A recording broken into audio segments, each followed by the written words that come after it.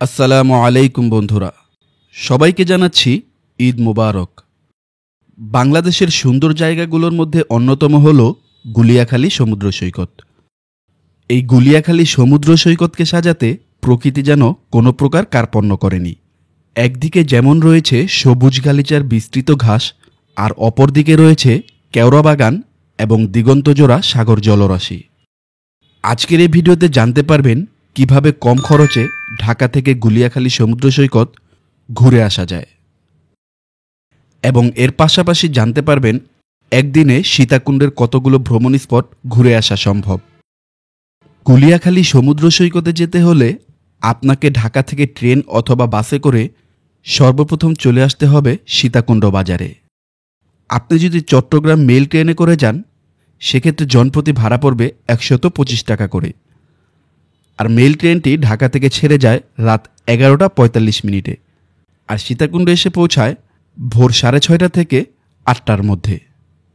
সীতাকুণ্ড স্টেশনে নামার পর ৫ মিনিট পায়ে হেঁটেই চলে আসতে পারবেন সীতাকুণ্ড বাজারে। আর আপনি যদি বাসে করে যান তাহলে বাসের সুপারভাইজার সাহেবকে বললেই তারা আপনাকে সীতাকুণ্ড বাজারে নামিয়ে দেবে। বাসের ক্ষেত্রে শ্রেণীভেদে ভাড়া পড়বে জনপ্রতি ৩৫০ টাকা থেকে ১,০০০ টাকা করে।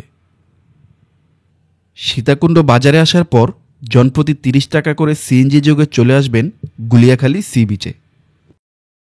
সীতাকুণ্ড বাজার থেকে ১৫০ টাকা দিয়ে একটা সিএনজি নিয়ে আমরা চলে আসলাম গুলিয়াখালী সি বিচে।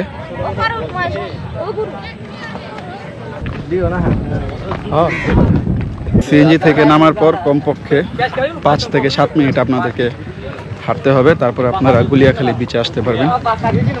আমরা এখনো হাঁটতেছি।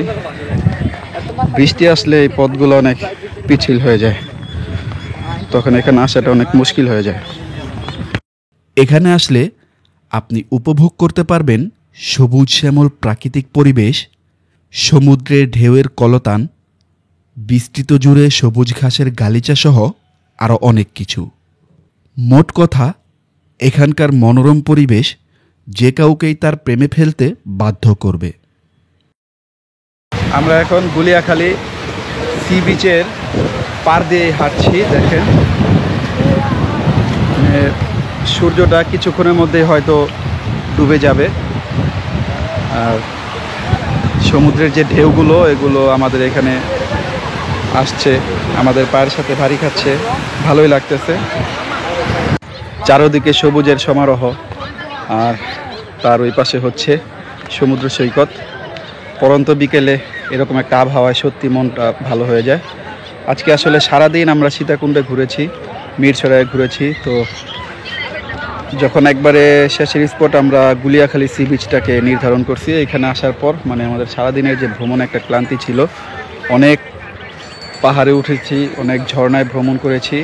আলহামদুলিল্লাহ এখানে আসার পর এই সমস্ত ক্লান্তিগুলো মনে হচ্ছে যে পরন্ত বিকেলের যে একটা বাতাস, এই বাতাসের সাথে আমাদের এই ক্লান্তিগুলো ঝরে পড়ে যাচ্ছে। আলহামদুলিল্লাহ, আল্লাহ তাআলার নিকট অশেষ শুকরিয়া। দেখেন আপনারা কি চমৎকার একটা পরিবেশ। সূর্যিমামা মনে হচ্ছে যে একটু পরেই সমুদ্রে ডুব দিবে। আপনারা গুলিয়াখালী সমুদ্র সৈকতে আসলে অবশ্যই সকাল অথবা বিকালে আসবেন, তাহলেই আপনারা এর আসল সৌন্দর্যটা উপভোগ করতে পারবেন।